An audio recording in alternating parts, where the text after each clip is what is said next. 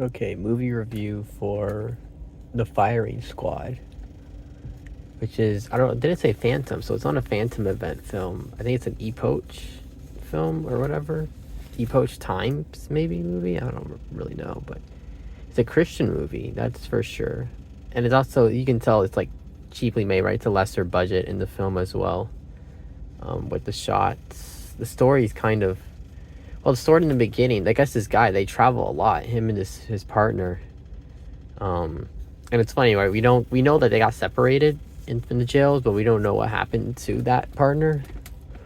But we know that they've been separated from each other.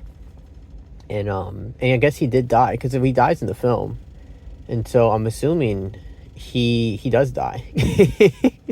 Because this film is based on a true story. It's based on, or at least it's based on true events, rather, something to that effect. And at the end of the film, it's mentioned that this film is dedicated to the, what do you call that? Oh my god, it was in my head and I lost it. To the men, or the prisoners, right? It says it's dedicated to the prisoners that were executed by firing squad in this prison in Indonesia. So we have that to. The entire time watching this film, I'm thinking of the show. What's it called? They have a television program about when foreigners get locked up abroad. I believe it's called.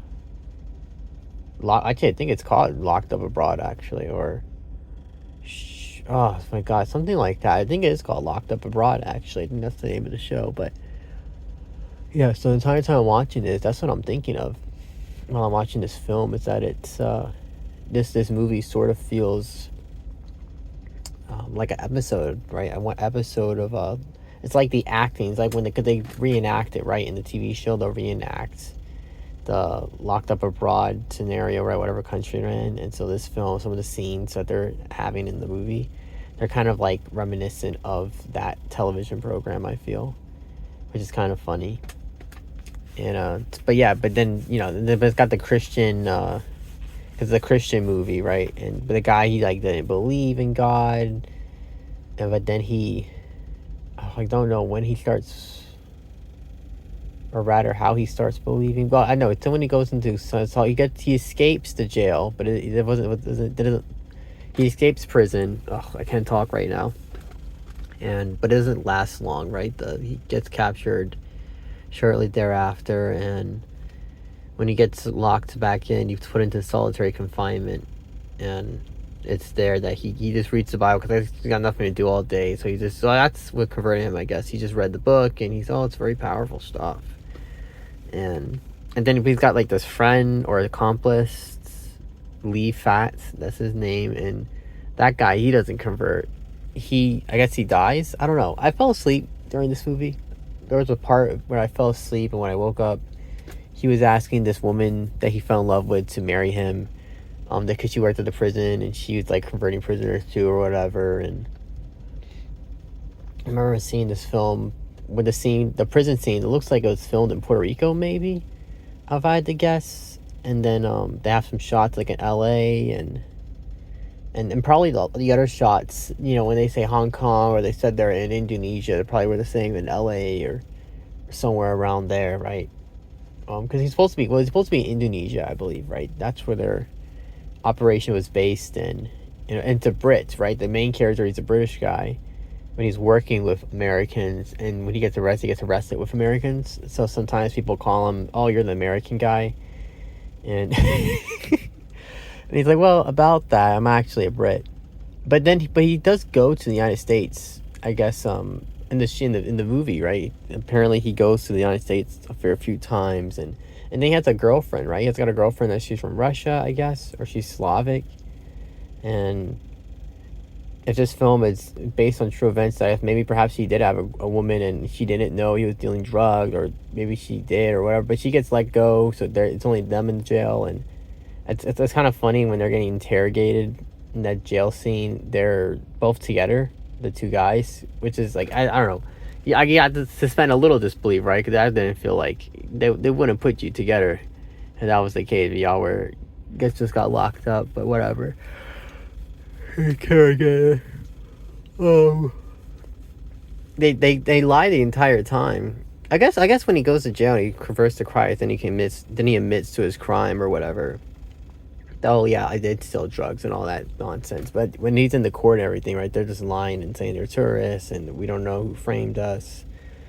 Um, the court scene is pretty funny because it's very quick and bleak, and I mean this whole movie is I mean, it's an amateur made film. You can tell it's amateur and it's cheaply made, and it's yeah, it's funny. It's funny. It's a funny film. It's but that's not the core message, right? The core message is Christianity, Jesus Christ. Oh, he saved me, and they sing the song "Amazing Grace" one too many times, or I think they say it 3 times. I don't know. I don't like that song at all, so I was not all for it. Because then we play we like kind of sing for the song for a hot minute. We sing this song, ugh, and yeah, it's okay. It's an okay film. Like I said, I got a little shut eye actually when I was in there watching this. I fell asleep, and when I woke up, it was almost towards the end anyway. Um, yeah, the firing squad. I went into this knowing that it's probably gonna be bad, like bad to me rather, huh? Because there was there was like a large group of elderly people in there, and they seemed to all like it. They all seemed to really enjoy it. But for me, I don't care for these Christian movies. It's Possum Trot. I think that one probably was a Christian movie too. That one actually seemed a little interesting to me. So I was speculating to myself. I wonder if it would be very preachy, that film. And I never have to see it. Maybe I'll see it one day. If it's not in theaters anymore. So I don't know, maybe. But this film, I wish I would have seen Possum Trot instead of this. This one I did not. I don't care for this one at all.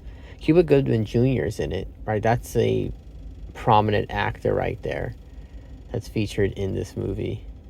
And I don't know, I guess when he's seeing him in the film, he just seems sort of washed up. I feel it were like this is a film that's like below your threshold, right? This is because you've done films that are bigger and bolder than this, and you being in this film, it's sort of like this. You've kind of fallen on hard times, maybe a bit or something like that, something to that effect. Like this is the film that you're indulging in. I don't know.